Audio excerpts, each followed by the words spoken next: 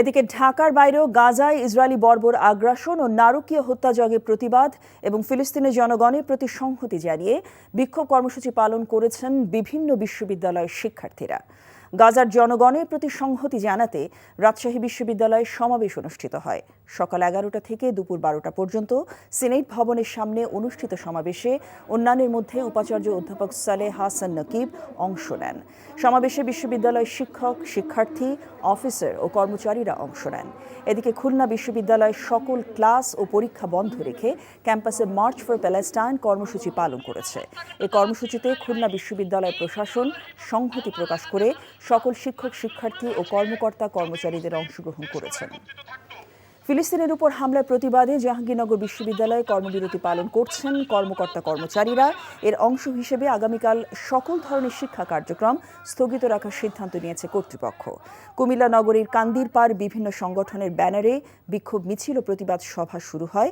এতে জাতীয় নাগরিক পার্টি, ইসলামী ছাত্র সেনা সহ বিভিন্ন শিক্ষা প্রতিষ্ঠানের শিক্ষার্থীরা অংশগ্রহণ করে। এছাড়াও রংপুর, বরিশাল সহ দেশের বিভিন্ন স্থানে বিক্ষোভ কর্মসূচি পালন করছে বিভিন্ন সংগঠন।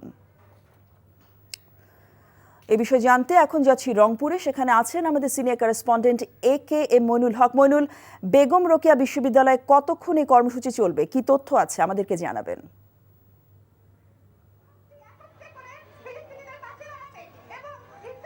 বেগম রোকেয়া বিশ্ববিদ্যালয়ের কর্মসূচি তো সকাল 11টা থেকে 12টা পর্যন্ত পালিত হয়েছে বিশ্ববিদ্যালয়ের প্রধান ফটকের সামনে। এখন কিন্তু আমি দাঁড়িয়ে আছি রংপুর নগরীর টাউন হলের সামনে, যে মূল সড়ক, সেই মূল সড়কে আপনাদেরকে একটু দেখাতে চাই যে মূল সড়কে বসে পড়েছে শিক্ষার্থীরা, বিভিন্ন পেশার মানুষরা এবং বিভিন্ন অফিসের যারা কর্মকর্তা কর্মচারী, তারা কিন্তু অফিস খোলা থাকলেও আজকে আর তারা অফিসে যায়নি।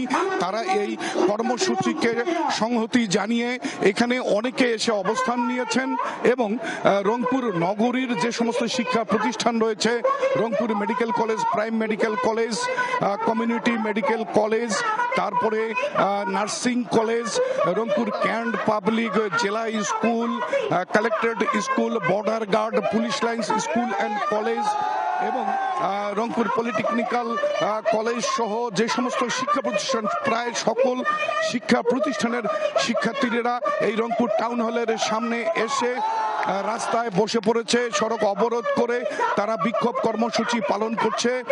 তারা বলছে গাজা উপত্যকায় ফিলিস্তিনি স্বাধীনতাকামী মানুষের ওপর ইসরায়েলি বাহিনীর যে বর্বরোচিত হামলা, এই বর্বরোচিত হামলার প্রতিবাদে এবং স্বাধীন ফিলিস্তিনি রাষ্ট্র প্রতিষ্ঠার দাবিতে এই বিক্ষোভ মিছিল করছে।